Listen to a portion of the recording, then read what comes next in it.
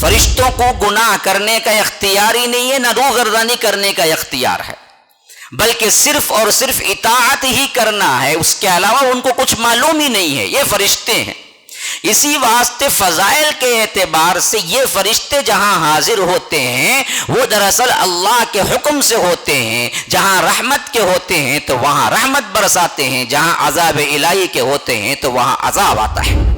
پہلے اپنے گھر سے شروع کرو تبلیغ، اپنے گھر کو سمجھاؤ، اپنے گھر کو اطاعت پر لاؤ، اپنی بیوی کو بتاؤ، اپنے بچوں کو سکھاؤ دین کیا ہے، کیونکہ وہ فریضہ ہے تم پر کہ تم اپنے اہل و عیال کو بچانا ہے۔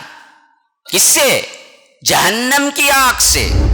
تم اکیلے ہوتے ہو تو بھی فرشتے ساتھ میں ہوتے ہیں۔ اسی واسطے اللہ کے رسول نے خالی کمرے میں بھی، خالی اپنے تنہائی میں بھی فرمایا کہ ننگے مت رہو، ایاکم والتعری، لوگوں دیکھو ننگے ہونے سے بچتے رہو۔ کیوں؟ تم اگر اکیلے بھی ہو تو تمہارے فرشتے تو تمہارے سامنے، کم از کم اس کی تو حیا کر لو۔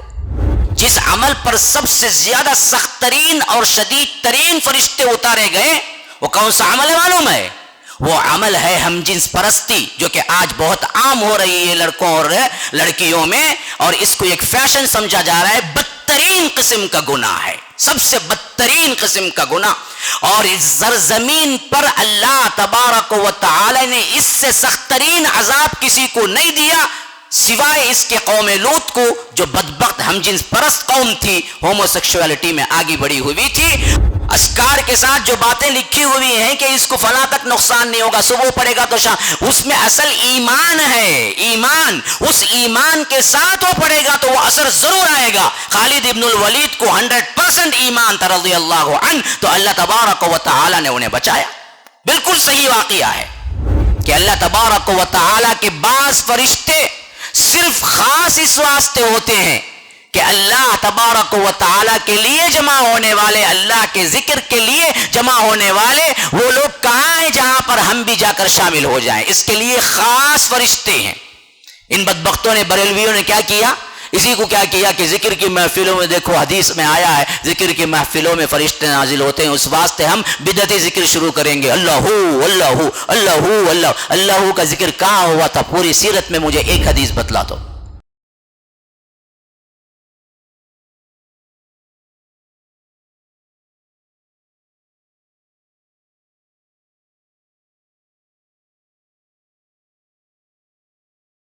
ان الحمد لله نحمده ونستعينه ونستغفره ونؤمن به ونتوكل عليه ونعوذ بالله من شرور انفسنا ومن سيئات اعمالنا، من يهده الله فلا مضل له ومن يضلل فلا هادي له، وأشهد أن لا إله إلا الله وحده لا شريك له، وأشهد أن محمدا عبده ورسوله، أما بعد، فإن خير الحديث كتاب الله، وخير الهدي هدي محمد صلى الله عليه وسلم، وشر الأمور محدثاتها وكل محدثة بدعة وكل بدعة ضلالة، وفي رواية وكل ضلالة في النار۔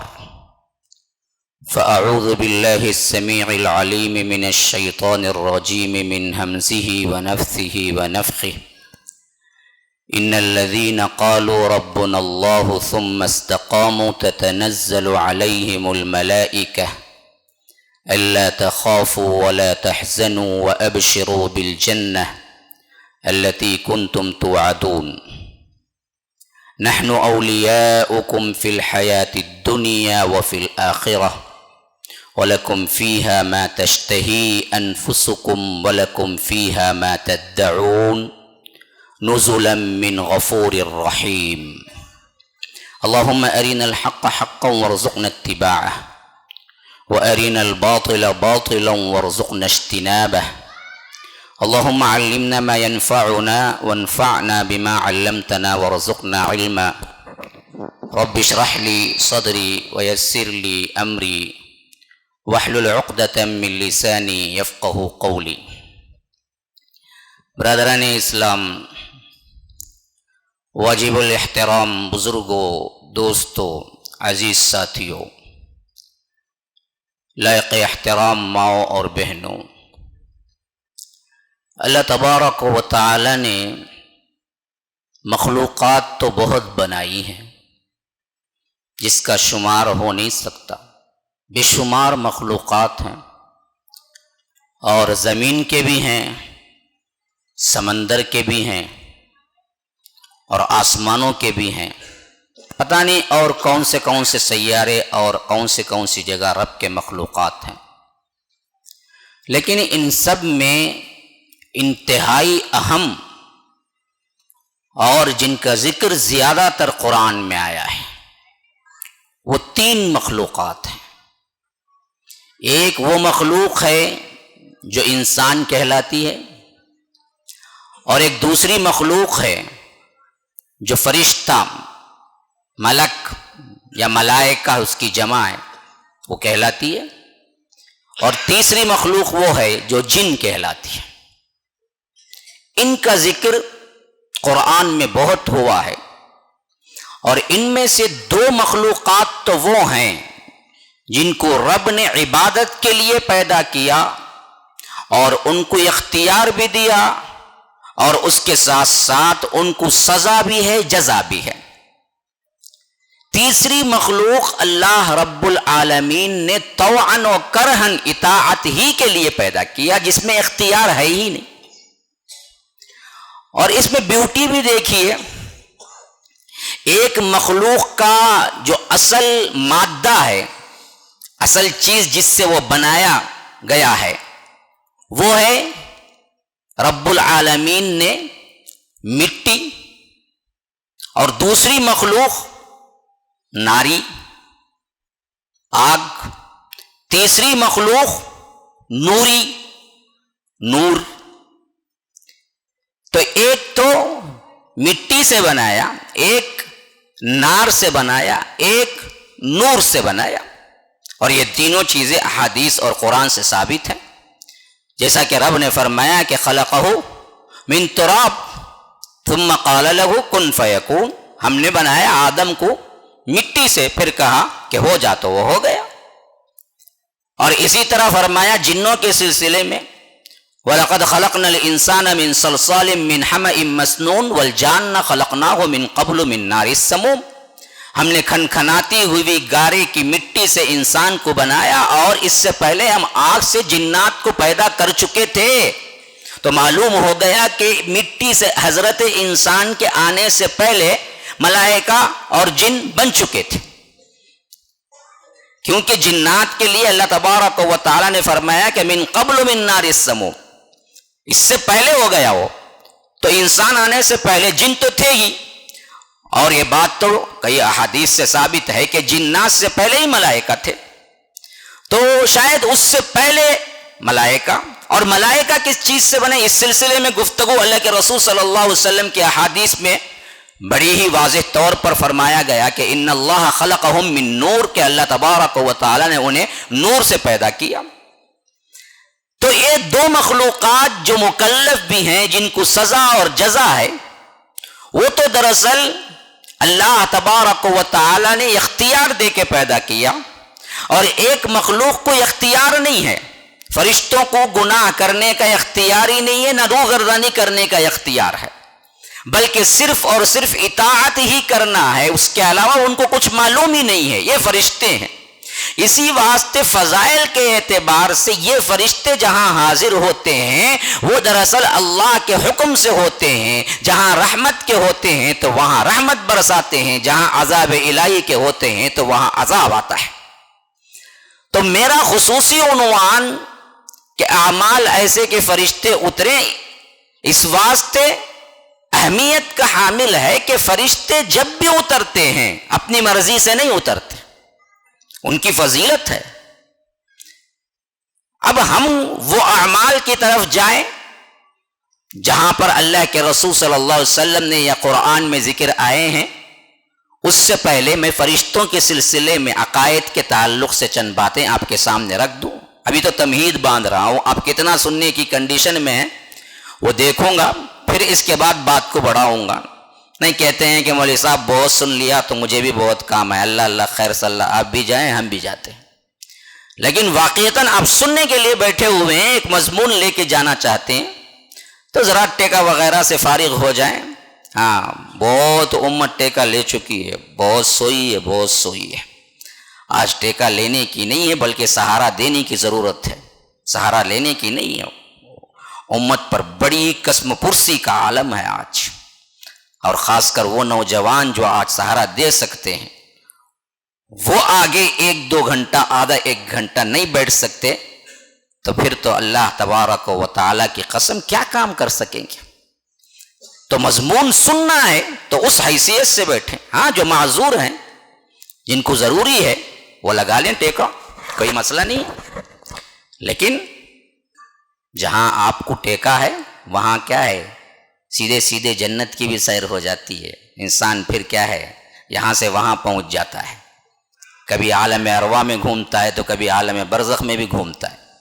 تو اب دراصل نہ ارواح ہے نہ برزخ ہے، ابھی عالم دنیا ہے، تو قریب ہوشیار رہیں، سنیں، سمجھنے کی کوشش کریں۔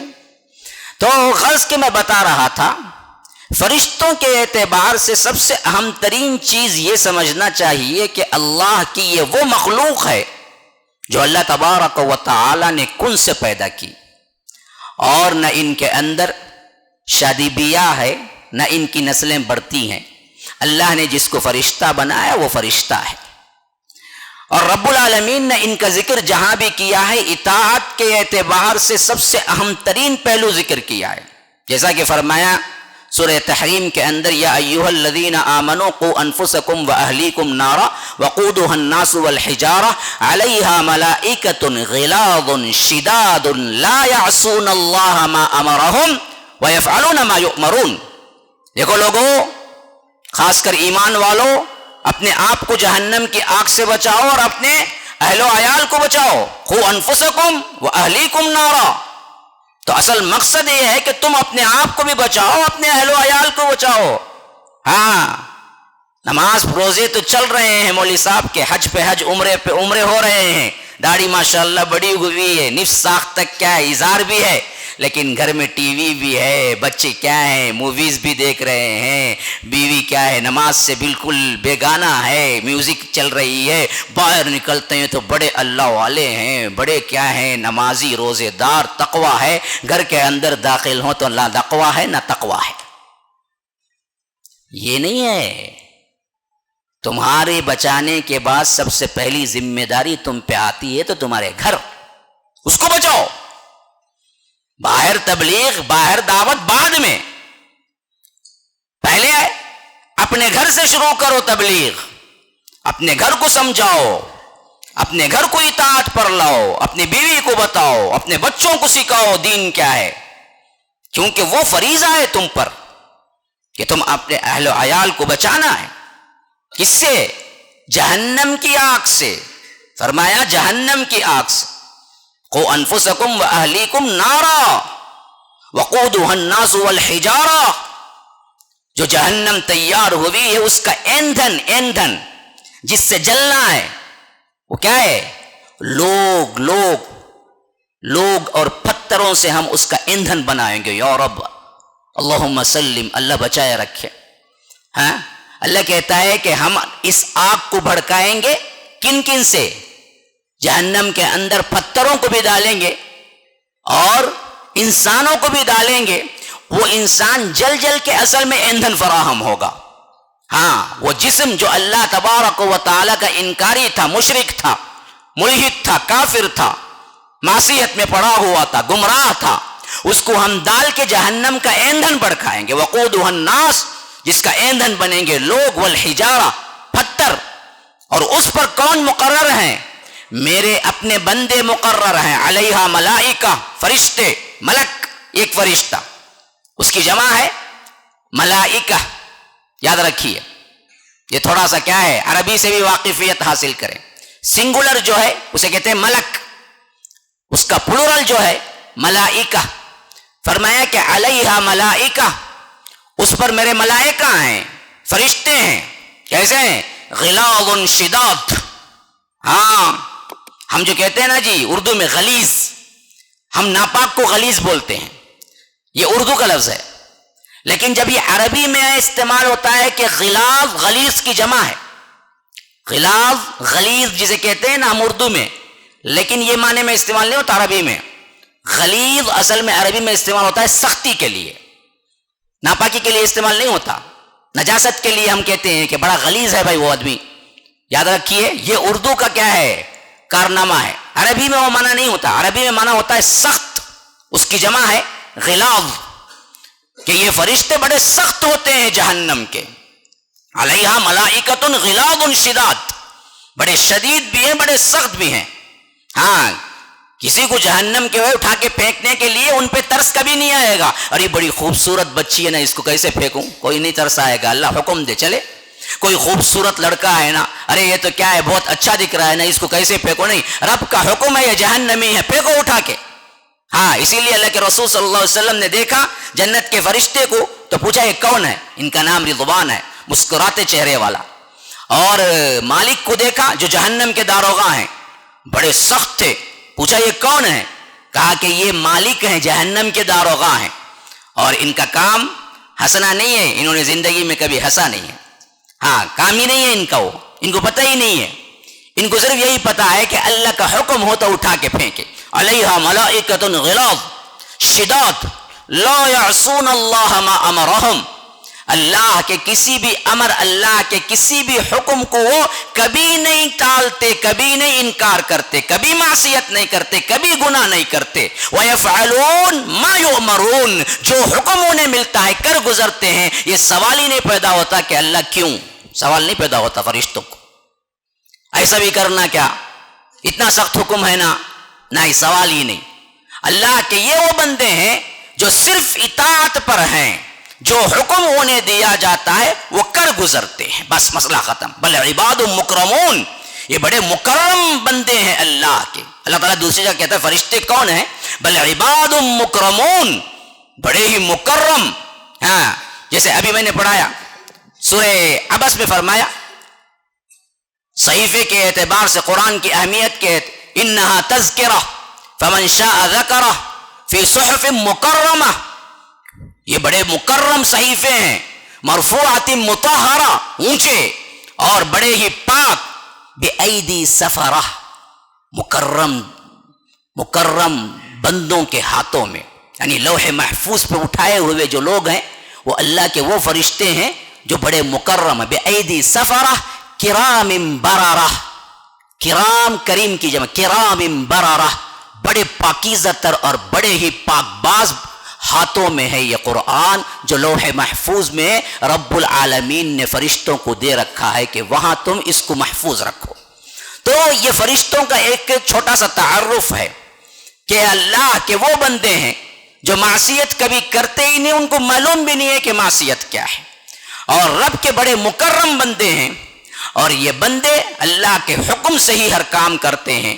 تو جب کسی عمل پر یا کسی جگہ وہ اترتے ہیں تو اللہ کے حکم سے اترتے ہیں، اور جب اترتے ہیں تو جو حکم نازل ہوتا ہے وہ حکم کے مطابق عمل کرتے ہیں. تو یاد رکھو فرشتوں کا نزول باعث رحمت ہے. اچھا اس میں بھی دو کیٹیگریاں ہیں، سمجھ لیجئے اچھی طرح. اللہ تبارک و تعالی فرشتوں کا نزول اگر کرتا ہے تو ایک جگہ رحمت کے لیے بھی ہے، اور کبھی کبھی اللہ تبارک و تعالی ان فرشتوں کو بھی بھیج دیتا ہے جو دراصل اللہ تبارک و تعالی کے عذاب کو لے کے آتے ہیں. اور بعض وہ قاعدے ہیں، بعض وہ اعمال ہیں جو کرنے سے فرشتے دور بھاگ جاتے ہیں. یاد رکھیے ہر عمل، ہر تمہارا ایکشن، یاد رکھو اس کے لیے الگ الگ تقسیمات ہیں فرشتوں کی، وہ اپنا کام انجام دے رہے ہیں. جیسا کہ آپ سب کو معلوم ہے، ہاں کرامن کاتبین یعلمون ما تفعلون. دیکھو دو کرامن کاتبین، دو فرشتے یہاں پر ہیں جو کچھ بھی تم کر رہے ہو اس کو لکھ رہے ہیں. ما یلفظ من قول الا لدیہ رقیب عتید، کہ جو کچھ بھی تمہاری زبان سے نکلتا اس کو فوری طور پر ایک لکھنے والا، ایک نگران مقرر ہے. تو یاد رکھو کہیں تم تنہا نہیں ہو، کمرے کے اندر ہاں انٹرنیٹ فری ہے، माहौल रात का है, कोई देखने वाला नहीं है, स्मार्टफोन मौजूद है, नई नई मूवी आई हुई है, नई गंदी फिल्में क्या है, कोई लिंक भेजा है तुम्हारा दोस्त, और बंदा समझता है कि अरे मैं कमरे में अकेला हूं, मुझे कौन देखने वाला है, गुनाह करूं फिर बाद में भी माफी भी मांग लूं। अल्लाह की कसम उस वक्त तुम्हारे साथ फरिश्ते होते हैं। तुम अकेले होते हो तो भी फरिश्ते साथ में होते हैं, वो कहीं नहीं जाते। इसी वास्ते अल्लाह के रसूल ने खाली कमरे में भी, खाली अपने तन्हाई में भी फरमाया कि नंगे मत रहो, इय्याकुम वत्तअर्री, लोगों देखो नंगे होने से बचते रहो। क्यों? तुम अगर अकेले भी हो तो तुम्हारे फरिश्ते तो तुम्हारे साथ, कम से कम उसकी तो हया कर लो, हाँ उसकी तो हया कर लो। अस्सलामु अलैकुम वरहमतुल्लाहि वबरकातुहू। अल्हम्दुलिल्लाहि रब्बिल आलमीन वल आक़िबतु लिल मुत्तक़ीन वस्सलातु वस्सलामु अला रसूलिहिल करीम। मैं शेख अब्दुल सलाम उमरी मदनी, अमीर जमात अहले हदीस चेन्नई। आज 12 दिसंबर 2021 को मरकज़ुस सलाम लिनशरिल इस्लाम की निगरानी में जो मस्जिद बन रही है, ये ground floor, first floor, second floor मस्जिद बन रही है। काफ़ी हिस्सा इसमें औरतों के लिए है। मैंने इसकी ज़ियारत की। काफ़ी स्टैंडर्ड काम हो रहा है, बहुत अच्छा काम हो रहा है, मार्बल लगे हुए हैं और इंटीरियर डिज़ाइनिंग हो रही है। माशाअल्लाह बड़ी खुशी हुई इनके खिदमात से। मेरी दुआ है कि अल्लाह ताला इसमें जिन्होंने मदद की है, जो ताउन किया है, जो निगरानी कर रहे हैं, सब अल्लाह ताला उनको बेहतरीन बदला दुनिया व आखिरत में अता करें। काफ़ी काम बाकी है, इसीलिए मेरे सारे भाइयों बहनों से मैं गुजारिश करता हूँ कि ज़रूर इसमें और ताउन करें हत्ता कि काम पूरा हो जाए। और मेरी उम्मीद है और मेरे अल्लाह से दुआ है कि मरकज़ इंशाअल्लाह आइंदा आने वाली नस्लों तक दीन के लिए, तौहीद के लिए एक सेंटर कायम होगा, उससे फ़ायदा होगा। मेरी दुआ है कि अल्लाह ताला इनके खिदमात को कबूल फरमाएँ। आमीन। अस्सलामु अलैकुम वरहमतुल्लाहि वबरकातुहू। जरूरत जहां पड़े वहां पर क्या है, तुम्हें इजाजत है। उसके अलावा अपने सतर को ढांप के रखने की सबसे ज्यादा ताकीद अल्लाह के रसूल सल्लल्लाहु अलैहि वसल्लम ने दी, ताकि फरिश्ते, इसी वास्ते कभी कभी क्या है, अल्लाह के रसूल ने वो चीजें जो हलाल हैं लेकिन फरिश्ते दूर जाते हैं, इस वास्ते अल्लाह के रसूल सल्लल्लाहु अलैहि वसल्लम ने मना किया। फरमाया कि बसल और इसी तरह लहसुन और इसी तरह प्याज खा के ना आओ, इससे क्या है, तुम्हारे साथ रहने वाले फरिश्तों को तकलीफ होती है, बदबू नहीं सूंघने होता उन्हें। इसके लिए जब अल्लाह के रसूल ने फरमाया तो जो लोग सिगरेट पी पी के बराबर मस्जिद के दरवाजे पे उन्हें मसलता, उसके बाद क्या वजू करके जाता, अरे बदबख्त, प्याज और लहसुन के लिए अल्लाह के रसूल ने रोका, वो बदबू नहीं सह सकते, तो बदबख्त ये बीड़ी सिगरेट की बदबू तू नहीं सह सकता, वो फरिश्तों और नमाजियों को सुंघाता है। क्या हमारी अक्लें हैं? अजीब बात है। मैं तो परेशान हैरान हो जाता हूं उन लोगों को जो बराबर मस्जिद के टॉयलेट में बैठ के सिगरेट पीता। इस बात से मस्जिद के टॉयलेट में लिखा होता है यहां सिगरेट पीना मना है, 5 स्टार होटल की रूम वो, हाँ? लिखने पे मजबूर कर देते मस्जिद के इंतजामिया को। क्यों? बदबख्त पीता ही वही, पता नहीं उसने क्या समझ रखा है, बेडरूम समझ रखा है क्या है पता नहीं। एक तो हराम है और हरामकारी कहां कर रहा है, मस्जिद के अंदर आके, वो भी वो जगह जहां पर जरूरत से फारिग होके फौरी निकलना है, वहां बैठ के आराम के साथ बीड़ियों पे बीड़ी वहां छुपा के रखता। क्या है? बीड़ी सिलगाने के वास्ते मैचिस। कभी कभी मैं जाता हूं ना, हैरान हो जाता, वहां सिलगा के रखता। कहां पर? दरवाजे के अंदर छुपा के। जब भी आऊं तो वहीं से सिलगा के पीऊं। पता नहीं क्या फितरतें मस्क हो गई, दरिंदे बन गए हैं, हैवान बन गए, इंसानियत भी नहीं है, कराहत नहीं करती तबीयत। लेकिन हमारे उठान ऐसे हो चुके हैं कि हम दरअसल इसको मायूब नहीं समझते। सिगरेट बीड़ी की बदबू इतनी होती है कि अल्लाह की कसम कोई अच्छा शरीफ इंसान बर्दाश्त नहीं कर सकता, लेकिन हमारे बच्चे उसे स्टाइल समझते हैं, शौक पे पीते हैं। अरे मार रहे तू भी एक ले को, इन्हें बोलता नहीं नहीं मैं पिया नहीं, अरे ले को देख रहे एक मैं दे तू रे तुझे, हाँ मैं ले को दे तू। जिसको आदत नहीं होती उसको भी आदत करवा के छोड़ता बदबख्त। और यह आदत ऐसी लगती बाद में तकरीबन उसको, उसका पैसा भी गया, उसकी सेहत भी गई, उसका सब कुछ गया। तो मैं बता रहा था कि ये जो है ना, फरिश्तों की अहमियत इस हिसाब से भी है कि आप क्या अमल कर रहे हैं, उससे फरिश्ते नजदीक हो रहे हैं या दूर हो रहे हैं। मैं इंशाल्लाह वो टॉपिक बिल्कुल आखिरी में लाऊंगा, किससे नफरत करते हैं फरिश्ते। ये तो ज़िम्नन बात आ गई, लेकिन एक तकसीम ये भी है। दूसरी तकसीम वो है جو اللہ تبارک و تعالی کے فضل کی حیثیت سے اترتے ہیں۔ تیسری تقسیم وہ ہے جو اللہ تبارک و تعالی کی نافرمانی کی حیثیت سے اترتے ہیں۔ یاد رکھو، ایک طرف رحمت کے فرشتے نازل ہوتے ہیں تو وہ عمل فضیلت والا بنتا ہے، جس کا اصل موضوع ہے میرا، لیکن اس کے ساتھ ساتھ جو ضمناً جو مضمون آتے ہیں اس کو بھی ذہن میں رکھو۔ وہ اعمال جس سے فرشتے بھاگتے ہیں اور وہ چیزیں جس پر اللہ نے فرشتوں کو نازل تو کیا لیکن رحمت کے لیے نہیں، عذاب کے لیے، ان گناہوں کو کرتے ہوئے ہمیشہ ڈر جاؤ۔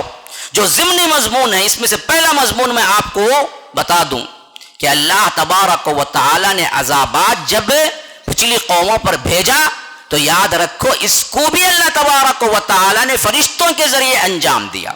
بہت سے وہ عذابات ہیں جس میں تفصیل موجود ہے کہ فرشتے ہی آئے تھے اور انہوں نے سمجھا کہ یہ فرشتے نہیں ہیں یا انہوں نے مذاق اڑایا، لیکن اللہ کا عذاب جب پکڑا ان کو تو تب معلوم ہوا کہ یہ بدبخت آخری انتہا کو پہنچ چکے ہیں۔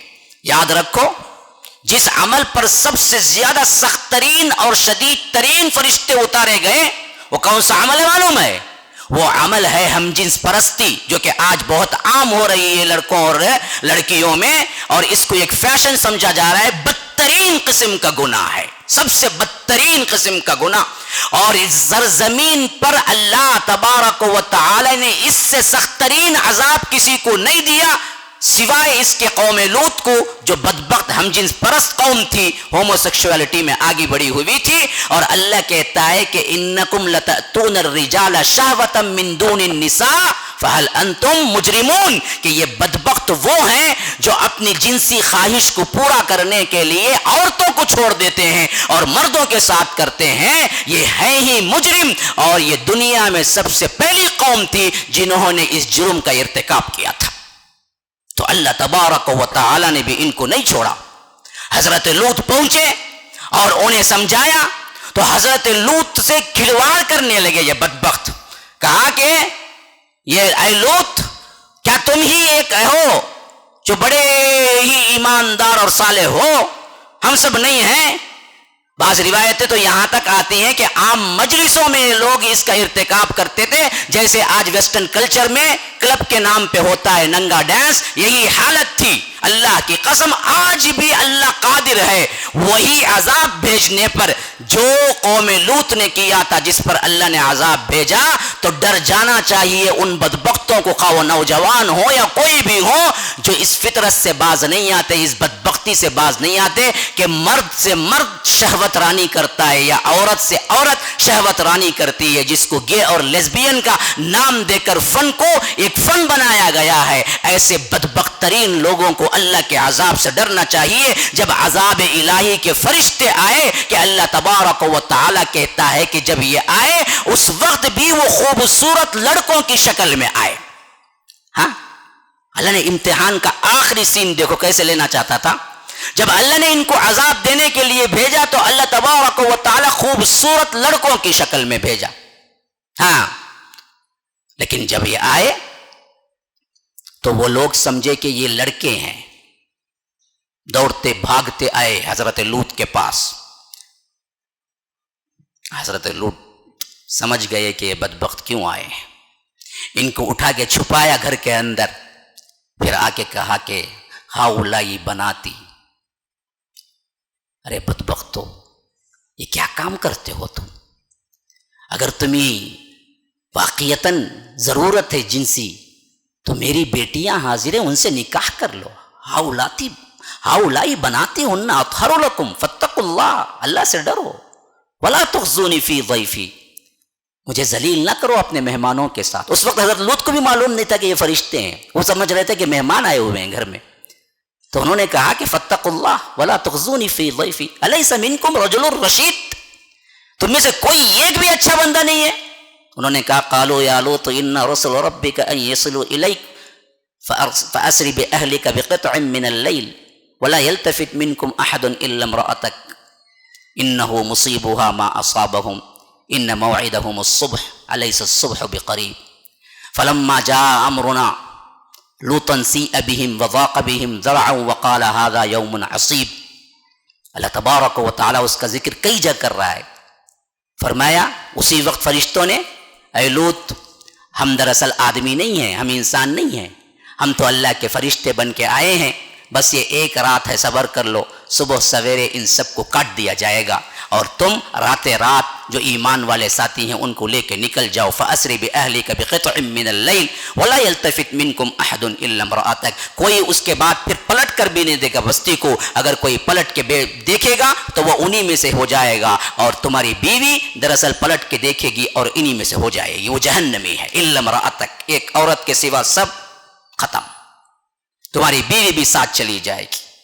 صرف اپنی بیٹیوں کو حضرت لوط اپنے آپ کو لے کے نکلے رات. ادھر اللہ کہتا ہے فلما جاء امرنا, پھر ہمارا حکم آیا.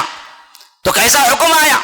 سب سے پہلے تو فرشتوں نے کیا کیا کہ آئے اور وہ جو کھڑے ہوئے تھے ان کو اپنے پروں سے کیا ہے یوں دھکا دیا, یوں مارا. تو حدیث میں آتا ہے کہ سب کے سب اندھے ہو گئے, اندھے ہو کے ڈھونڈنے لگے کہاں وہ لڑکے جن کے لیے ہم آئے ہوئے ہیں. ابھی ڈھونڈ ہی رہے تھے, وہاں سے عذاب شروع ہوا. اللہ کہتا ہے اس عذاب کی عکاسی کرتا ہے. تو اللہ تبارک و تعالی کہتا ہے سورہ ہود کے اندر جعلنا عالیہا سافلہا وامطرنا علیہا حجارۃ من سجیل منضود مسومۃ عند ربک وما ہی من الظالمین ببعید, کہ فرمایا کہ جیسے ہی عذاب شروع ہوا اللہ تبارک و تعالی کے حکم سے جبرائیل اپنے پر سے اس بستی کو اٹھایا عالیہا, اور اٹھاتے ہوئے چلے آسمانوں تک پہنچ گئے. تفسیر ابن کثیر کے اندر یہ روایت موجود ہے اس آیت کی تفسیر میں کہ قوم لوط کو حضرت جبرائیل نے اپنے پر سے یوں اٹھایا جس طرح آپ الٹانی سے اپنا کھانا پلٹتے الٹتے ہیں, جیسے کفگیر سے آپ دراصل کھانا چیک کرتے ہیں, ویسے ہی اپنے پر سے اس بستی کو اٹھایا اور لے گئے یہاں تک کہ لوط کی قوم کے لوگوں نے ملائے اعلیٰ کی باتیں سنی. یا دوسری روایت میں ہے کہ لوط کی قوم کے کتوں کے بھونکنے کی آواز کو ملائے اعلیٰ نے سنا, اس حد تک اوپر لے گئے آسمان تک. ہاں, جو لوط علیہ السلام کی قوم کی بستی کے کتے بھونک رہے تھے وہ بھونکنے کی آواز کو فرشتوں نے سنا, اس حد تک اوپر لے گیا عالیہ. پھر حکم ہوا پلٹا کے دے مارو زمین پہ سافلہا, وہاں سے پھینکا ان کو, آدمی کو نہیں پوری بستی کو, وہاں سے گرتے ہوئے نیچے گرے. صرف گرنا ہی نہیں تھا, گرنا ہی موت تھا, لیکن عذاب بڑا سخت تھا, اس واسطے گرنا ہی نہیں تھا, بلکہ فرمایا کہ پھر اس کے بعد عالیہا سافلہا وامطرنا علیہا حجارہ, پھر ہم نے بارش برسا دی پتھروں کی. وہ پتھر کون سے؟ سادے پتھر نہیں تھے, من سجیل منضود مسومۃ عند ربک, جو جہنم میں سے نکال کے اللہ نے ان کے ناموں کو اس میں کھدا کے بھیجا تھا کہ فلاں بدبخت پر یہ پتھر پڑنا, فلاں پر یہ, تو ان پر برابر پڑا اور وہ ایسے مٹ کے رہ گئے گویا کہ ان کے جسم کبھی تھے ہی نہیں اس دنیا کے اندر, اس طرح مار دیا. یہ فرشتوں سے ہوا. یاد رکھو, گناہ کرتے ہوئے ڈر جاؤ, اللہ آج بھی قادر ہے کہ اسی طرح پتھر برسا دے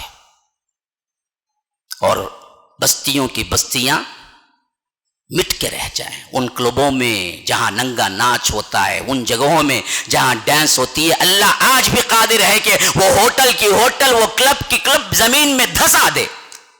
اور دھس بھی گئی کئی. یہ جو زلزلے ہوتے ہیں نا, کیا اس میں صرف کیا ہے زمین دھستی ہے کیا؟ بستیوں کی بستیاں دھس جاتی ہیں. ہاں, جہاں عذاب وہ خود دے کے دعوت دے کے بلاتے ہیں, جہاں پر یہ لوگ حد سے تجاوز کر جاتے ہیں وہاں پر اللہ تبارک و تعالیٰ ایسے ہی دھسا دیتا ہے. ابھی قریب میں ایک کلب میں کیا نہیں ہوا, زلزلہ آ کے ناچتے گاتے اسی حالت میں زمین میں نہیں دھس گئے تھے. ہوتا رہتا ہے. اللہ تبارک و تعالیٰ کا عذاب بڑا سخت ہے, پکڑنے پہ آتا ہے تو پھر اس کے بعد کوئی نہیں بچ سکتا. حتیٰ کہ حضرت لوط کی بیوی بھی نہیں بچ سکی. جب انہوں نے ایمان نہیں لایا تو کہا کہ اس کو بھی لے جاؤ.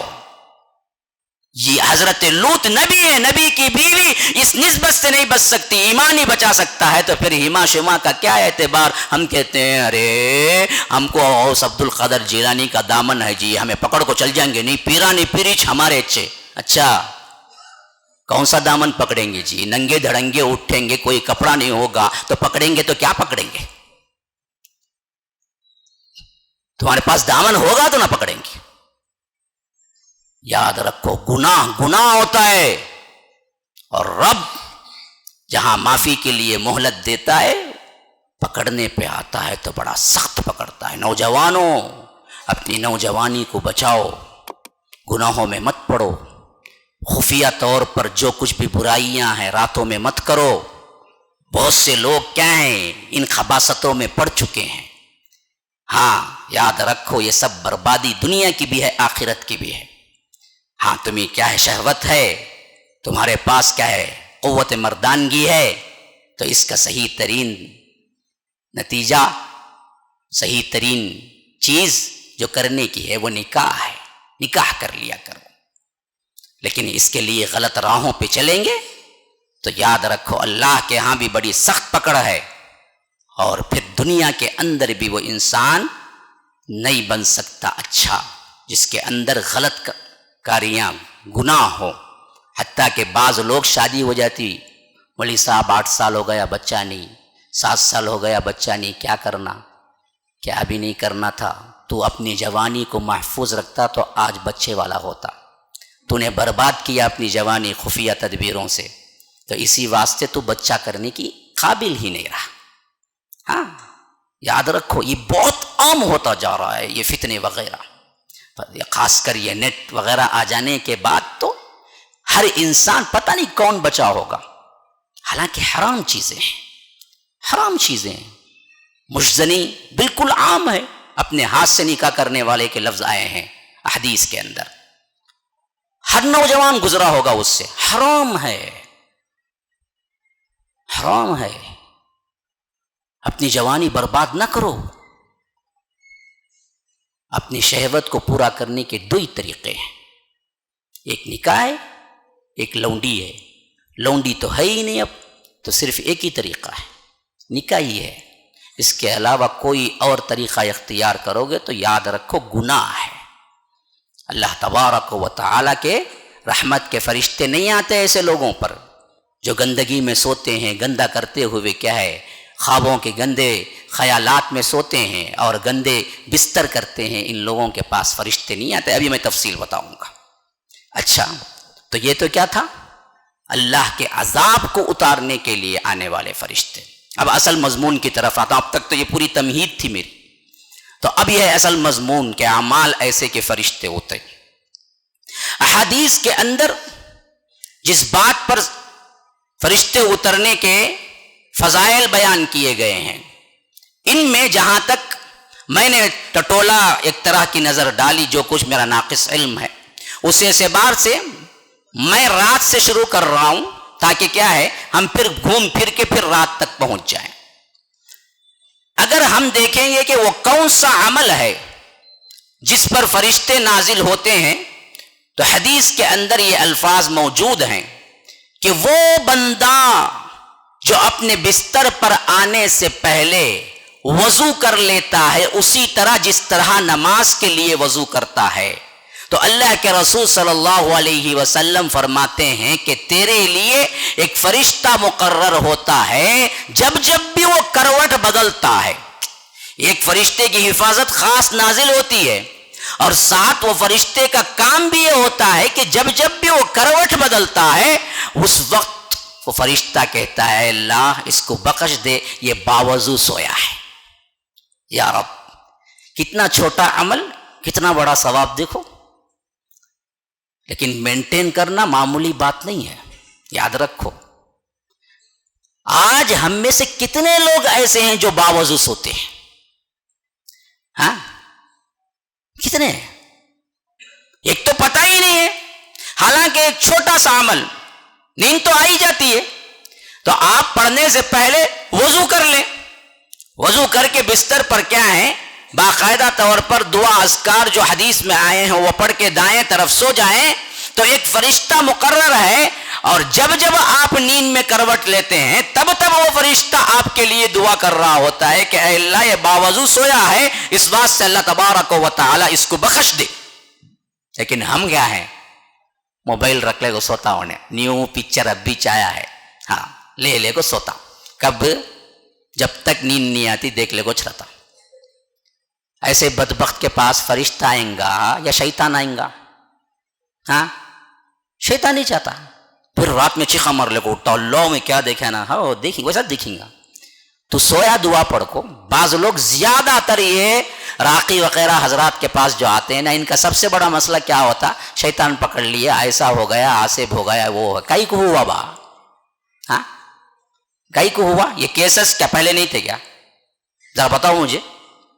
हाँ सहाबा की पूरी जिंदगी में एक वाकया लेके आओ मुझे, इसे आसिफ हो गया, इक्का दुक्का, कहीं मिलेंगे, कहीं नहीं मिलेंगे, कहीं भी नहीं मिलेंगे। शैतान आता कब है भाई, पढ़ के दूर करना नहीं करना ये एक अलग बहस। असल बहस तो ये है कि ये आसेब, ये फुला, ये हो गया, ये फुला, या जिस पे जिन है, इस पे ये होता क्यों है। जब तुम अल्लाह के प्रोटेक्शन से दूर भागते हो, जहां हिफाजत नहीं वहां तो आता है ये असल। जहां तुम मुहाफिज साथ में हो और दुआएं साथ में हो, तो फिर हमला कैसे होता है। हदीस है ना जी, हाँ जिसपे अंदर हमी क्या, वो वाकया सही तरीन वाकया है। हजरत खालिद इब्नुल वलीद जब एक जंग के लिए गए तो उस ईसाई ने शर्त रखी, कहा कि देखो तुम्हारा नबी कहता है कि बिस्मिल्लाहिल्लज़ी ला यज़ुर्रु मअ इस्मिही शैउन फिल अर्दि वला फिस समा व हुवस समीउल अलीम। अगर ये पढ़ के इंसान रहे तो उसको कोई तकलीफ नहीं पहुंचेगी शाम तक। सुबह पढ़ेगा, जो शाम पढ़ेगा तो सुबह तक, तो तुम ये पढ़ लो और ये जहर का प्याला है पी लो। तो हजरत खालिद इब्नुल वलीद ने कहा अल्लाह की कसम मेरे रसूल पर मुझे एतमाद है, और पढ़ा, पी लिया और कुछ नुकसान नहीं हुआ। हाँ मैं बोला बोल जाओ पीने नहीं जाते हैं, तुम्हें चल जाएंगे बाद में ऊपर। उसके लिए वो ईमान चाहिए जो ईमान के साथ पीना है। हाँ सबसे अहम तरीन चीज वो ईमान है। अस्कार के साथ जो बातें लिखी हुई हैं कि इसको फला तक नुकसान नहीं होगा, सुबह पड़ेगा तो शाम, उसमें असल ईमान है। ईमान, उस ईमान के साथ वो पड़ेगा तो वो असर जरूर आएगा। खालिद इब्नुल वलीद को 100% ईमान था रज़ियल्लाहु अन्हु, तो अल्लाह तबारक व तआला ने उन्हें बचाया। बिल्कुल सही वाकया है। तो असल हिफाजत के जितने काम है वो करते नहीं है, बाद में आके कहते हैं मुझे ये हो गया, मुझे वो हो गया, ये पढ़। उसमें भी देखो हमारी बड़ी बदबख्ती, कोई प्रॉब्लम हुआ इसे, परेशान होगा ही नहीं, अब तभी अल्लाह की तरफ रुजू हो के दुआएं सीख ले बा, मसनून अस्कार सीख ले बा, सही तरीका सीख ले बा। तो इन्हें क्या बोलता, नहीं नहीं नहीं नहीं ये सीखने इतने नहीं होगा, कौन पढ़ को फूकता उन्हें आन दे, उसे पैसा दे को पढ़ को फुका ले। तुम बता, अरे बेवकूफ, अब तो पढ़, अब तो सीख। हाँ मुसीबत पहुंची ना, अब कम अज कम बिस्मिल्लाह 3 मरतबा पढ़ना तो सीख सुबह शाम, अऊज़ु बिकलिमातिल्लाहि ताम्माति 3 मरतबा पढ़ना तो सीख सुबह शाम। मसला आने के बावजूद भी सीखता नहीं, कोई एक दुआ सीखता नहीं। याद रखो ये बिल्कुल गलत बात है। हाँ जहां मसला हल ही नहीं होता है आप किसी राकी के भाई, ये और बात है, उस पर मुझे अब डिस्कस करना भी नहीं है। लेकिन हमारा अपना मामला अल्लाह के साथ कैसे है, मसनून अस्कार को हम मसनून आमाल को कैसे छोड़े हुए हैं, ये बतला रहा हूं। जहां फरिश्ते का नुज़ूल हो रहा है, जहां तुम्हारे लिए दुआएं हो रही हैं, एक छोटा सा अमल, वो अमल क्या है, तुम बावजू हो के सो जाओ। तो आज हमारे नौजवानों को ना मालूम है ना करने के लिए तैयार हैं, क्योंकि हम या तो टीवी देख के सोते हैं, या तो मोबाइल में, व्हाट्सएप में, या फेसबुक में, या इंस्टाग्राम में कुछ करते हुए, या किसी लड़की से बात करते हुए, या हरामकारी करते हुए सोते हैं। तो याद रखो अल्लाह का अजाब और शैतान नहीं आएगा तो फिर क्या आएगा। आज सबसे ज्यादा पागल बन के राखियों के पास पहुंचने वाले कौन है पता है, औरतें, इसके बाद नौजवान, आखिरी में बुढ़ा। बुढ़े को क्या भी होता नहीं, शैतान आया तभी सलाम अलैकुम चल जाता उन्हें, इनको क्या करेंगे, माशाअल्लाह बहुत अच्छी से। हाँ भाई मजाक को नहीं कह रहा हूं मैं, सलाम अलैकुम नहीं बोलता हूं, ये मजाक को बोला, लेकिन अल्लाह की कसम खा के कहता हूं, जो अफराद आज बुढ़ापे की मंजिल पे पहुंच चुके हैं, उन्होंने वो गलीज और बदतरीन जमाना देखा ही नहीं जो आज हमने देखा है। इसी वास्ते मैं हमेशा कहा करता हूं कि हमारे बुजुर्गों के चेहरों पर जो कुछ भी अल्लाह ने बुजुर्गी और खूबसूरती और मिठास दी है, शायद हम बूढ़े होंगे तो नहीं देगा, क्योंकि वो आंखें हैं जिन्होंने गलाजत देखी ही नहीं, और ये नस्ल वो है जिन्होंने सिर्फ गलाजत में गुजारा है। तो ये बूढ़े होंगे तो इन पर कहां से बुजुर्गी आएगी। हाँ تو یہ سب سے زیادہ کیسز تو وہ آتے ہیں جی. وجہ کیا ہے؟ مسنون طریقے پہ سونا ہے نا، مسنون اسکار کر کے سونا ہے، کچھ نہیں.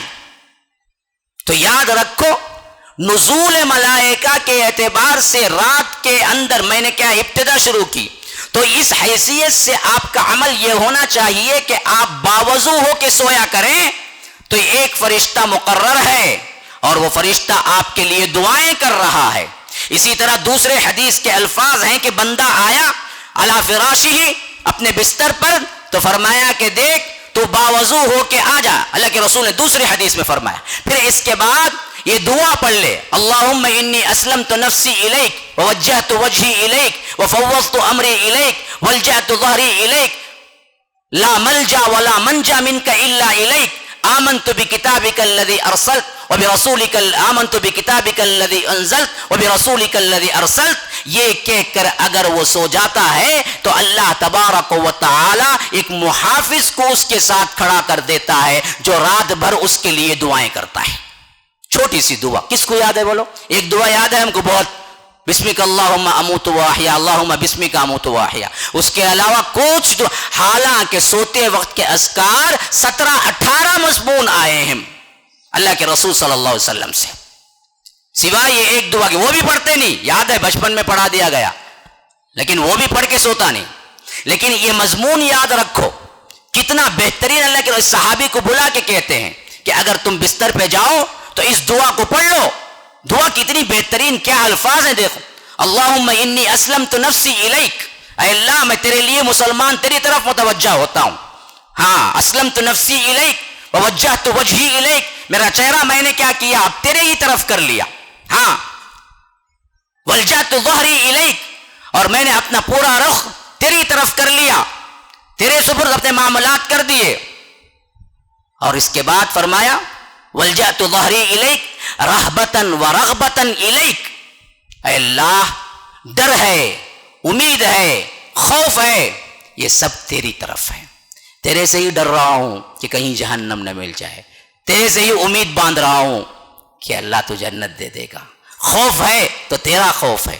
رہبتاً ورغبتاً الیک لا ملجا ولا منجا منک الا الیک، اے اللہ ٹھکانہ کسی اور کا کچھ نہیں ہے، ٹھکانہ تیری طرف ہے، تیری طرف آنا ہے، تیری طرف لوٹنا ہے. ولا منجا، نجات کہیں نہیں ہے، نجات صرف ایک ہی جگہ ہے، تیرے ہی پاس ہے. لا ملجا ولا منجا منک الا الیک آمنت بکتابک الذی انزلت، اور میں ایمان لایا جو کتاب تو نے اتاری قرآن پر، وبرسولک الذی ارسلت، اور اس رسول پر ایمان لایا جس کو تو نے کتاب دے کے بھیجا، محمد الرسول اللہ صلی اللہ علیہ وسلم پر. پھر اللہ کے رسول صلی اللہ علیہ وسلم کہتے ہیں اگر اس رات اس کو موت آ گئی تو وہ اسلام پہ مرا،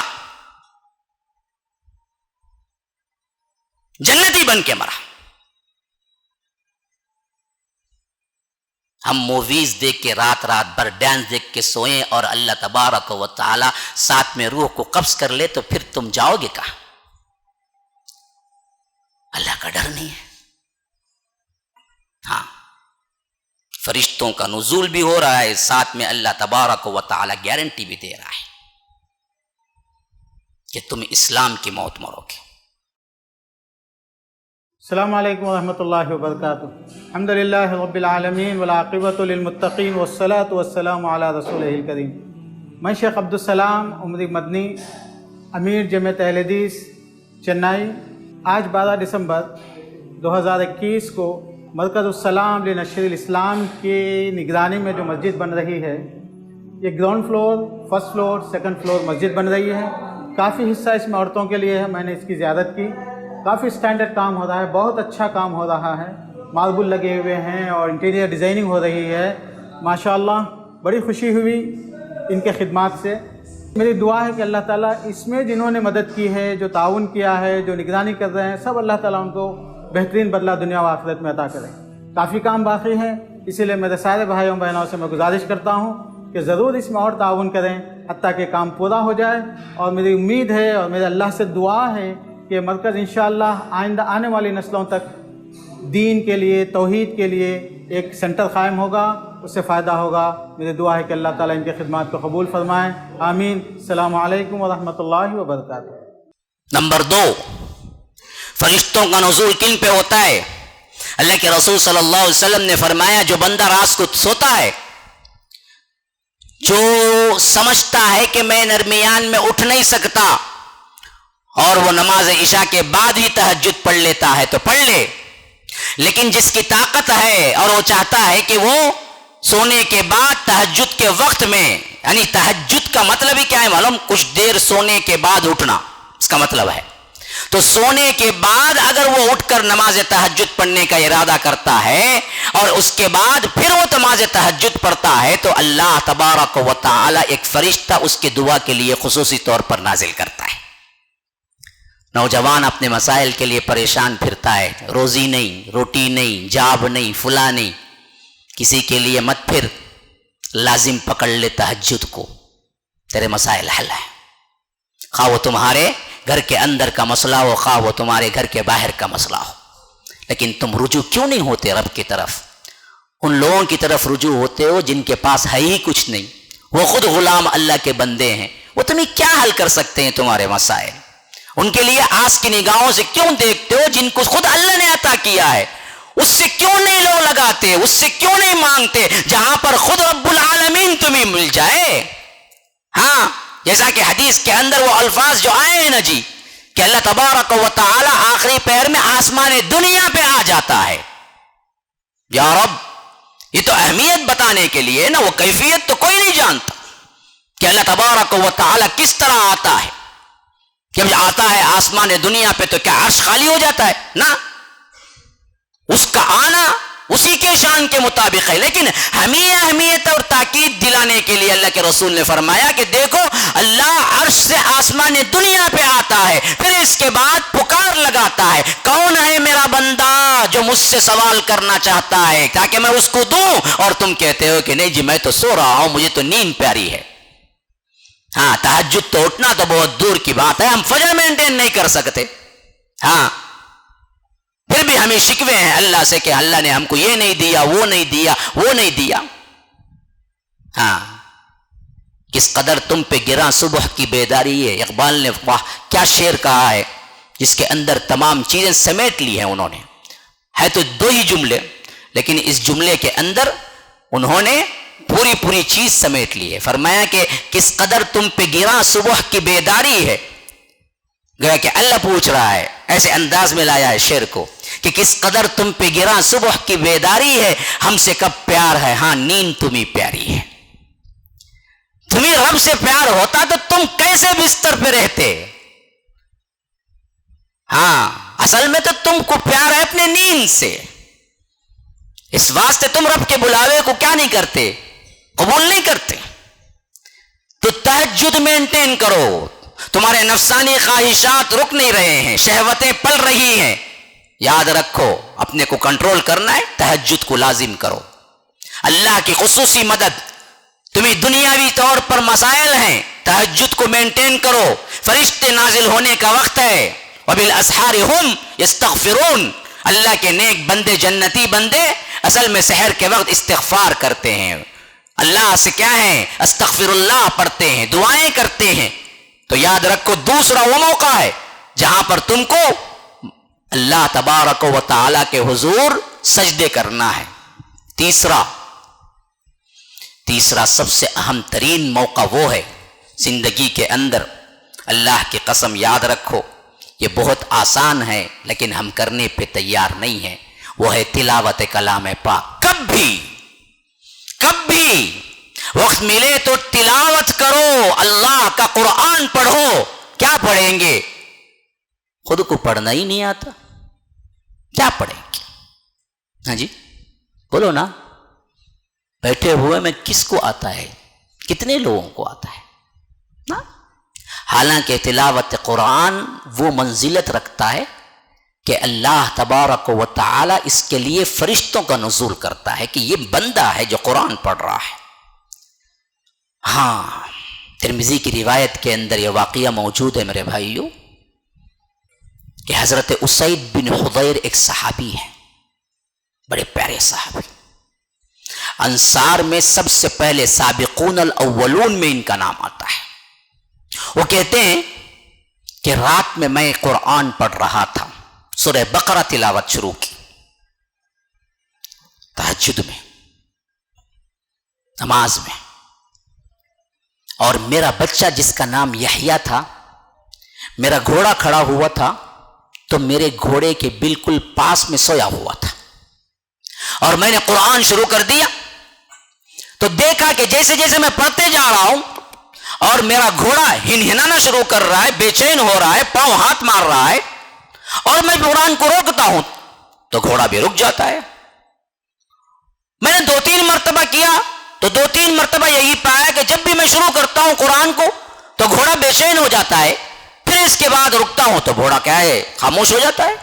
اب میں نے دیکھا کہ میرا بچہ بالکل گھوڑے کے پاس سویا ہوا تھا، اور مجھے ڈر لگا کہ کہیں میں پڑھتا جاؤں اور یہ بے چین ہو کہ کوئی لات وغیرہ میرے بچے پہ نہ مار دے، جو چھوٹا بچہ تھا۔ اس واسطے میں نے جلدی جلدی ختم کیا اور آ کے باہر دیکھا کہ یہ گھوڑے کو کیا ہوا ہے، تو میں نے دیکھا کہ ایک بدلی ابر کا ایک ٹکڑا ایسے اوپر جا رہا ہے آسمان کی طرف، جس کے اندر قندیلیں لگی ہوئی ہیں، یعنی چھوٹے چھوٹے چھوٹے چراغ ہیں جو کہ جس سے روشنیاں پھوٹ رہی ہیں، اور وہ ابر کا ٹکڑا ایسے اوپر جا رہا ہے، یہاں تک کہ وہ اوپر جاتے جاتے آسمان میں غائب ہو گیا۔ اور صبح سویرے اللہ کے رسول صلی اللہ علیہ وسلم فجر میں ملاقات ہوئی تو فرمایا اے اللہ کے رسول آج عجیب واقعہ پیش آیا۔ اللہ کے رسول نے پوچھا کیا ہوا تمہیں؟ کہا کہ اللہ کے رسول معاملہ یہ ہوا کہ جیسے میں قرآن کی تلاوت کرتا میرا گھوڑا ہنہناتا اور میں رکتا تو وہ گھوڑا بھی خاموش ہو جاتا۔ تو اللہ کے رسول صلی اللہ علیہ وسلم نے فرمایا کہ اسید تم پڑھتے جاتے، کاش نہ روکتے۔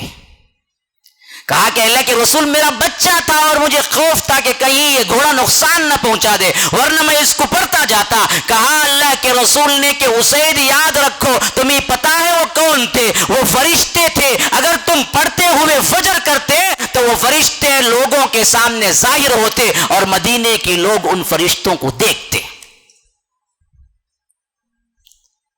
تم نے جلدی کر کے کیا ہے قرآن کی تلاوت کو ختم کر دیا۔ جیسے ہی تلاوت ختم ہوئی فرشتوں کا کیا کام، وہ چلے گئے۔ تلاوت قرآن سے فرشتوں کا نزول ہوتا ہے۔ اپنے گھر میں رحمتوں کا نزول چاہتے ہو، تلاوت کرو، تلاوت پڑھو، قرآن کی تلاوت پڑھو۔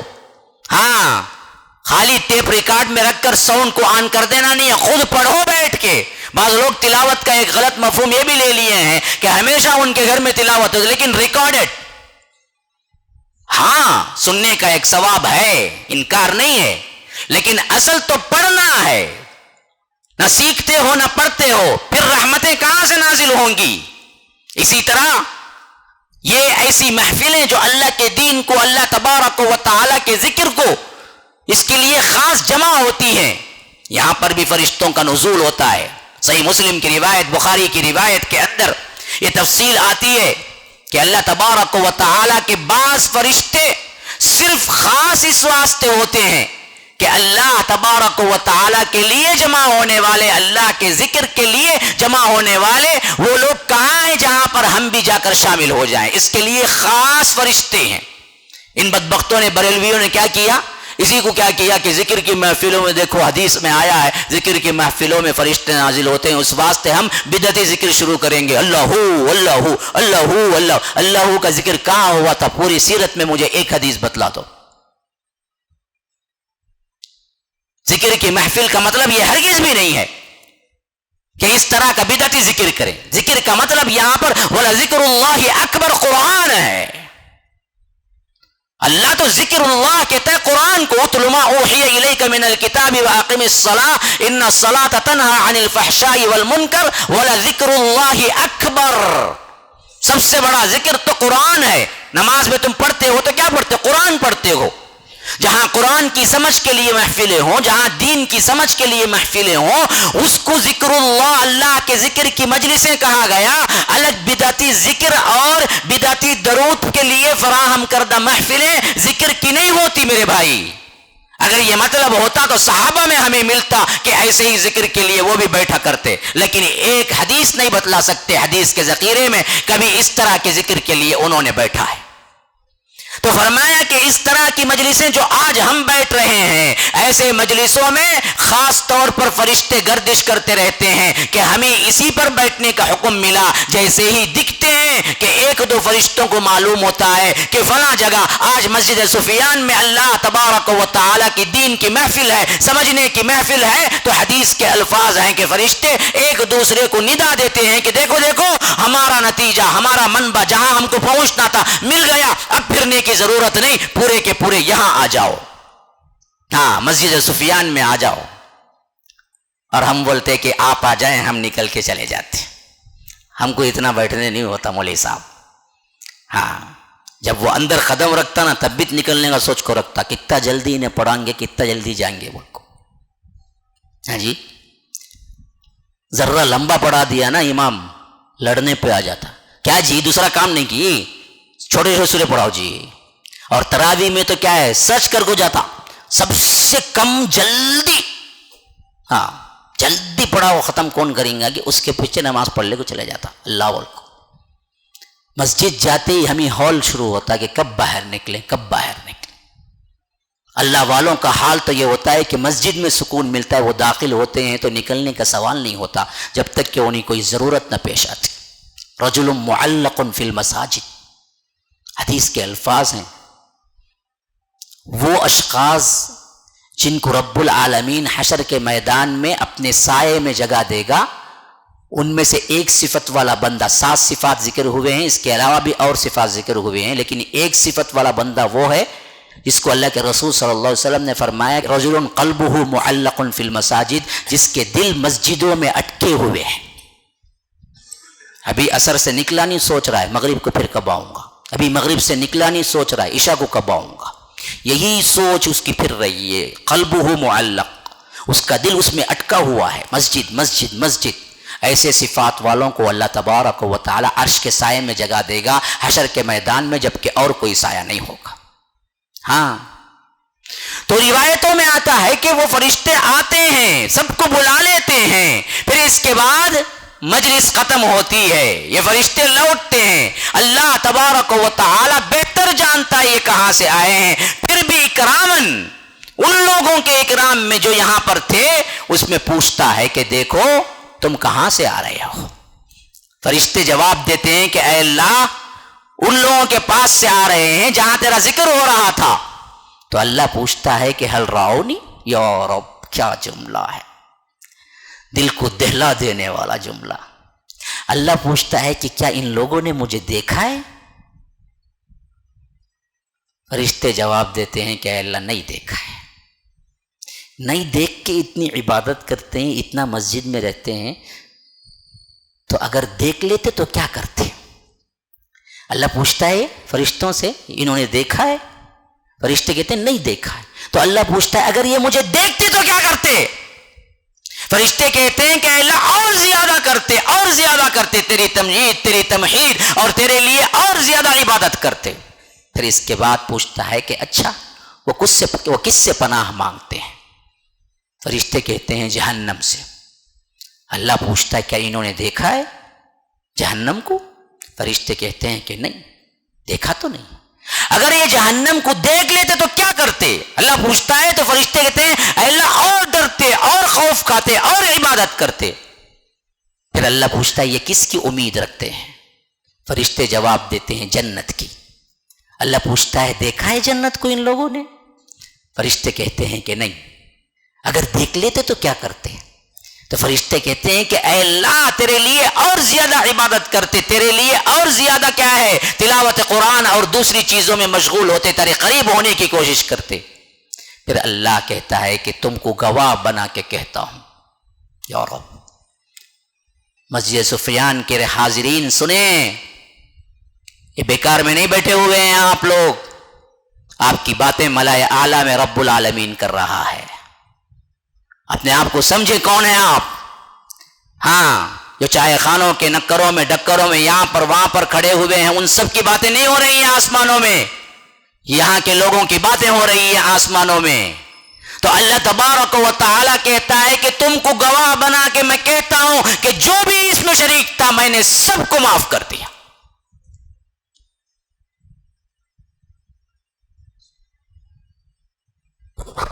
ایک فرشتہ کہتا ہے کہ اللہ، اس میں ایک آدمی وہ بھی تھا جو مجلس کے لیے، بیان کے لیے نہیں آیا تھا، اس مجلس میں ایک کام کے لیے آیا تھا، چائے پینے کے لیے. یعنی فرشتے کا مطلب یہ ہوتا ہے کہ اصل میں بالمقصد بیان سننے کے لیے نہیں آیا تھا وہ، بلکہ اپنے کام سے. مثلا آپ نے کہا کہ بھائی آپ کہاں ہیں؟ بھائی مسجد سفیان میں ہوں. بھائی نہیں نا بھائی، تمہیں گھر کی چائے بھی لے لے چلے گے نا، آپ کو لے لے چل جاؤ بھائی، یہاں چھو میں. اب انہیں آتا ہے مسجد میں، اب انہیں بیان کو تو نہیں آیا نا، انہیں ایک کام سے آیا دیکھا انہوں دکھتے نہیں، بلا کو بعد میں بڑھ گئے انہیں. کیا رہے انہیں بلایا میں سفیان میں آؤ کرو، وہ دیکھا کہ انہیں نہیں ہے نا. بولے صاحب کیا کریں، ان کو بلا کو انہوں باہر چلے گئے چائے پی لیں گے واسطے. مثالاً بتا رہا ہوں، ہاں بعد میں حدیث میں آیا سمجھ جانے جاتے. اب انہیں دیکھا ادھر ادھر دکھا نہیں، اچھا کہاں گیا تو بھی کہاں گا، یہاں سے نہ آنگا، بیٹھ گا انہیں. اب بیٹھا نا، اچھا لگا مضمون سننے بیٹھ گا. ایسے شخص کے بارے میں یہ فرشتہ وہاں پر پوچھتا ہے کہ یہ کیا ہے، آیا تو بیان کے لیے نہیں تھا، بالمقصد تو نہیں آیا تھا، لیکن ساتھ تھا تو شریک. اللہ کیا اسے بھی تو بخش دیا؟ تو اللہ تبارک و تعالی فرماتا ہے کہ یہ مجلس اتنی برکت والی ہے کہ اس کے ساتھی کو بھی اللہ محروم نہیں کرتا، وہ بھی معاف کیا.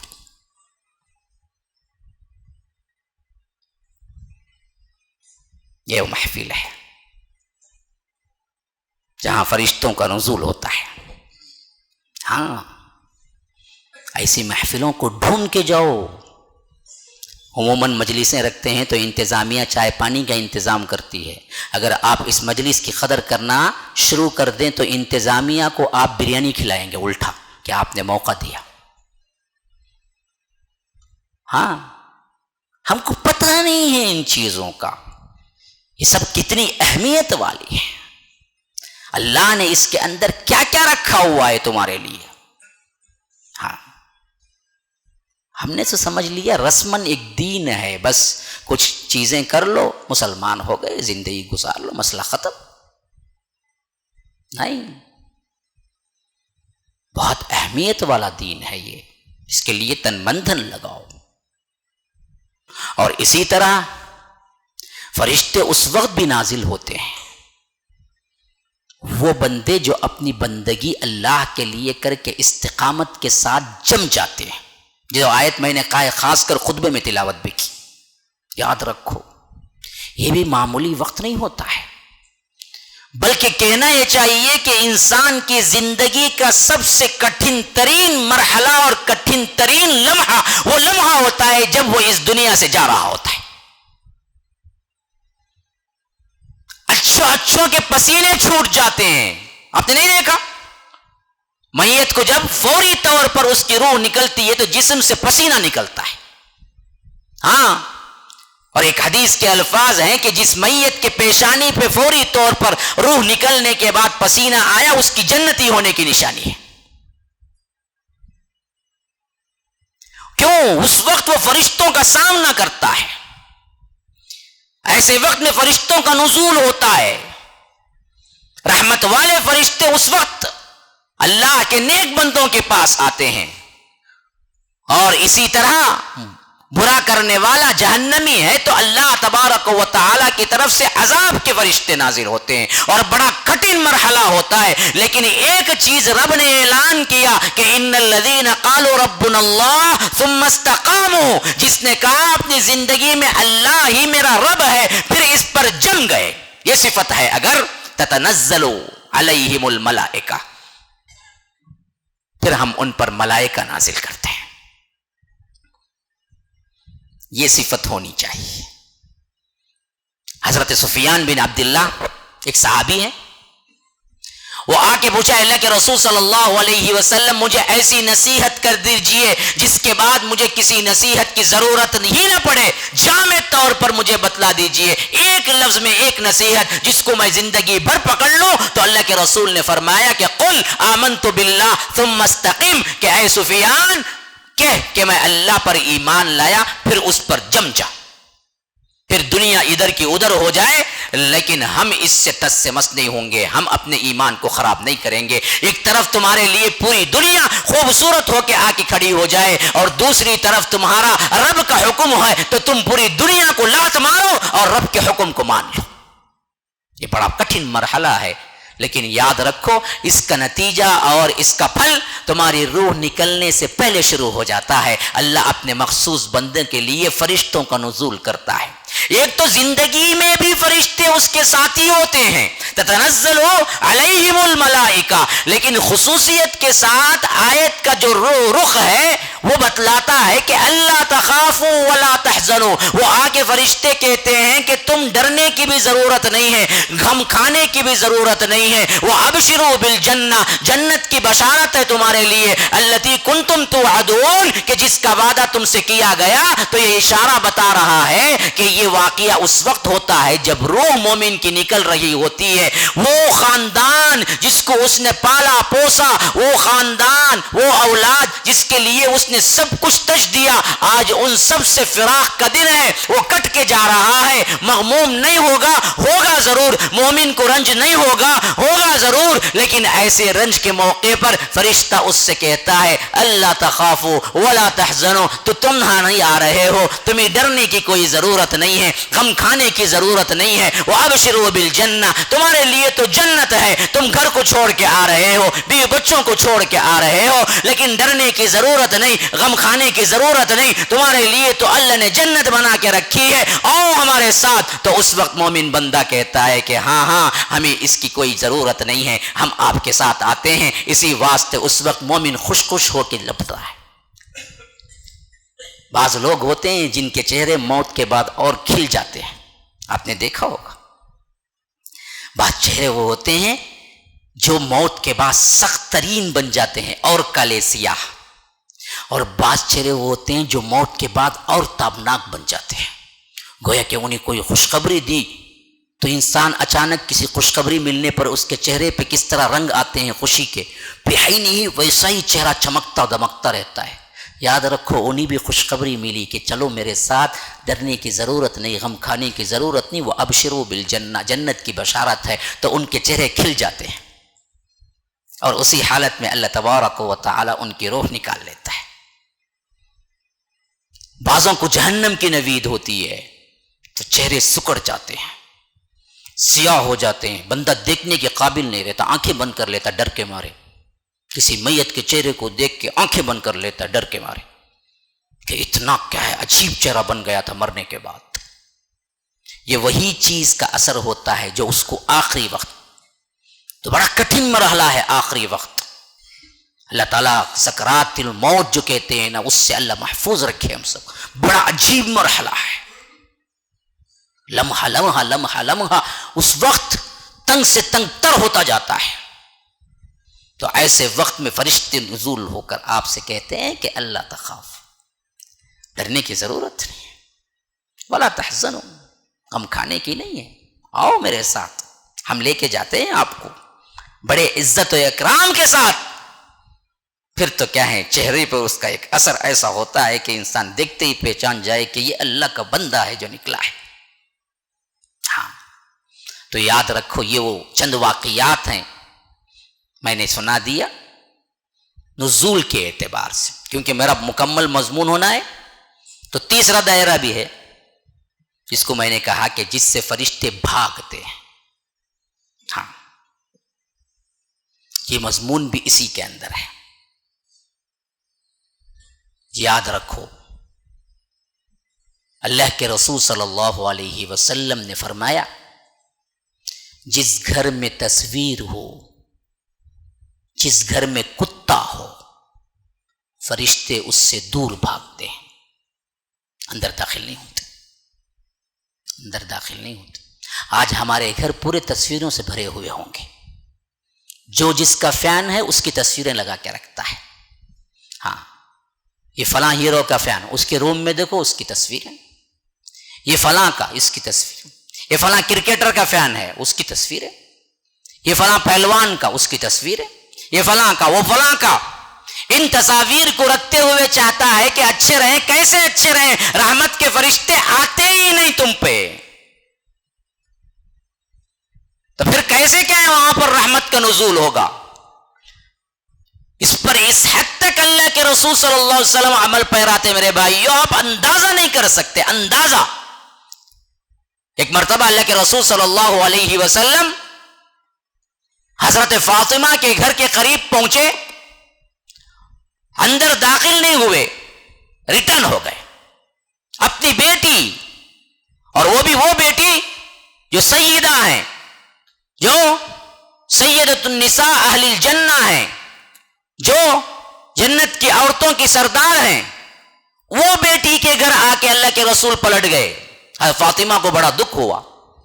پھر اس کے بعد دوسری مرتبہ جب آئے اللہ کے رسول صلی اللہ علیہ وسلم سے، حضرت فاطمہ نے بڑے دکھ کے ساتھ پوچھا، ابا جان آپ اس دن گھر کے اندر آئے لیکن پورا داخل نہیں ہوئے، واپس چلے گئے، کیا بات ہے؟ ناراض ہے مجھ سے؟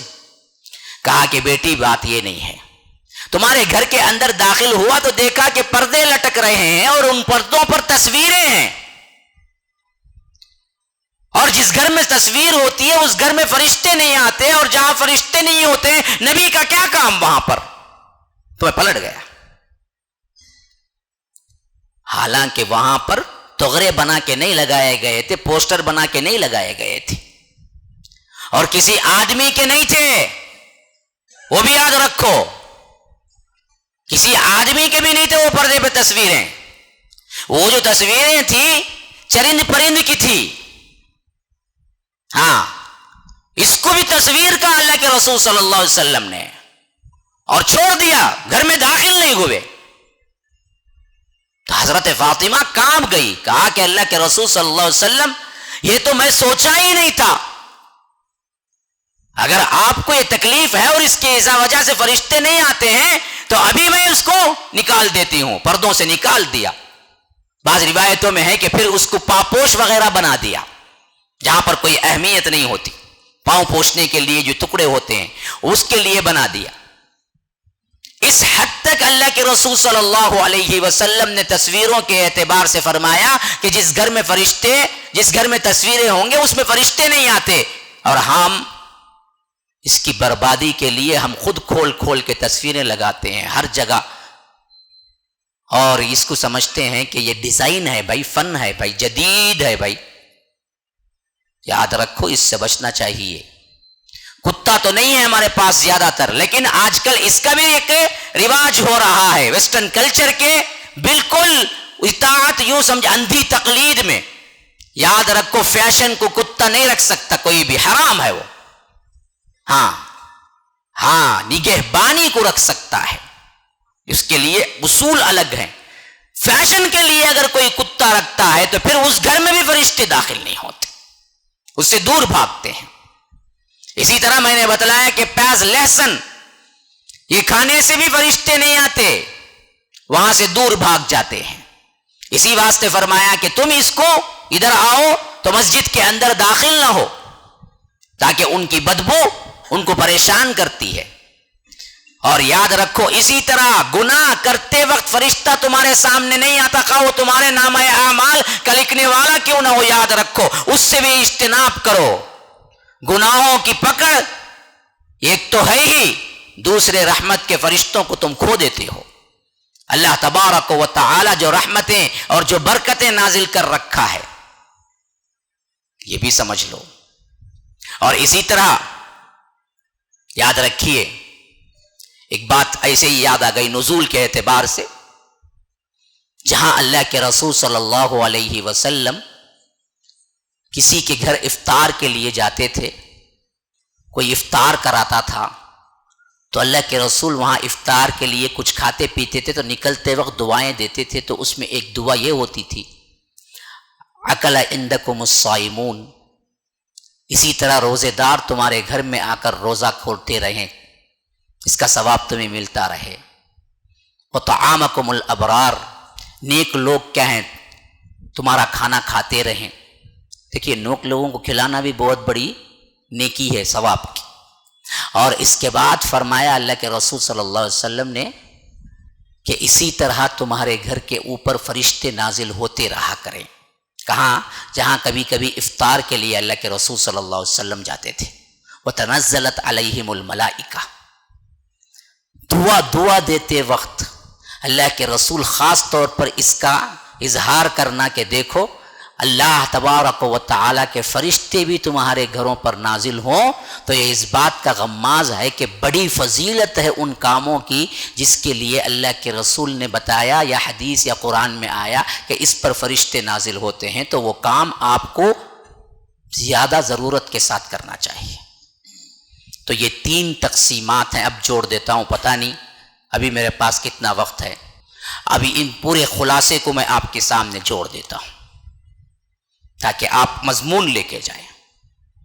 سب سے پہلی بات، فرشتے کون، کس طرح عقیدہ رکھنا، کس سے بنائے گئے، یہ میں نے تفصیل دی. پھر میرے عنوان کو 3 طریقے سے تقسیم کیا. ایک وہ فرشتے جو رحمت کے اعتبار سے نازل ہوتے ہیں، اور ایک وہ فرشتے جو عذاب کے اعتبار سے نازل ہوتے ہیں، اور ایک وہ فرشتے جن کاموں سے بھاگ جاتے ہیں. اور اس میں تفصیلاً آپ کے لیے سمجھایا. ایک مثال دے کے خاص کر قوم لوط کی، جہاں پر اللہ تبارک و تعالیٰ نے عذاب کے حیثیت سے بھیجے فرشتوں کو، اور اسی طرح بہت سے اور قوموں پر بھی جب عذاب آیا فرشتوں کا نزول ہوا، لیکن وہاں پر عذاب کے اعتبار سے. دوسرے ان کاموں کو مخصوص کر کے بتایا، اور کام میں نے گنے چنے بتائے تاکہ آپ کر سکیں، ورنہ اس کی لسٹ بہت لمبی ہے.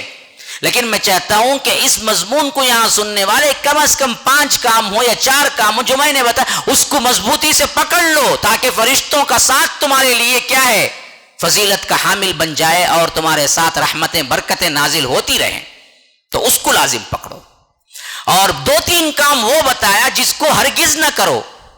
ان میں سب سے اہم ترین چیز، تصویروں سے بچو. آج یہ فتنہ بہت سر اٹھا کے بول رہا ہے، خاص کر یہ جہاں پر کیمرہ فون آئے ہیں، اس کا تو مسئلہ ہی بدل گیا. ایک تو تصویر کو تصویر نہیں سمجھتے ہیں، بہرکیف اس کا شرعاً مسئلہ کچھ اور ہے، لیکن یہ عادت بری پڑ گئی ہے کہ ہر چیز کی تصویر کشی کرو، ہر چیز کو پکچر لو، اور لوگوں میں کیا ہے، یا تو نام کمانے کے لیے، یا دکھانے کے لیے، یا غلاظت بھرنے کے لیے، یا فیشن کے لیے اپنے آپ کو رکھو اور لوگوں کو بتاؤ. یہ ایسی بری چیز ہے، میں سمجھتا ہوں کائنات میں اس سے پہلے کبھی لوگوں کو سابقہ نہیں پڑا. یاد رکھو یہ چیزیں فضولیات کے علاوہ کچھ نہیں ہیں. اللہ تبارک و تعالی ہمیں کہنے سننے سے زیادہ عمل کی توفیق عطا فرمائے. اللہ تبارک و تعالی ہم سب کے گناہوں کو معاف فرمائے.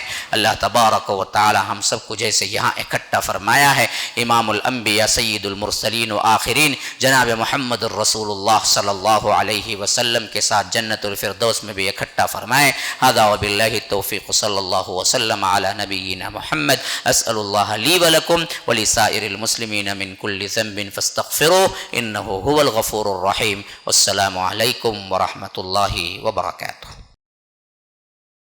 السلام علیکم ورحمۃ اللہ وبرکاتہ. الحمدللہ رب العالمین والعاقبۃ للمتقین والصلاة والسلام علی رسولہ الکریم. میں شیخ عبدالسلام عمری مدنی، امیر جمعیت اہل حدیث چنئی.